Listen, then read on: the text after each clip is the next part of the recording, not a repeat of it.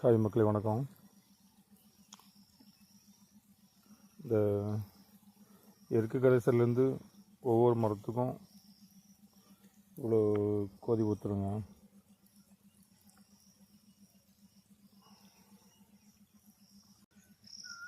இந்த எருக்கு கரைசலில் பார்த்திங்கன்னா ஒரு சிவப்பு கூன் ஒன்று விழுந்துருக்குது பாருங்கள்.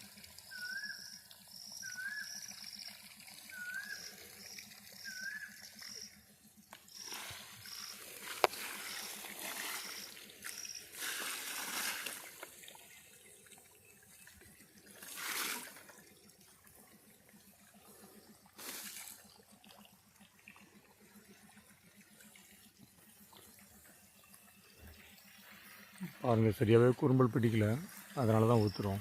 எப்படி இருக்குன்னு பார்ப்போம். தேங்க்யூ.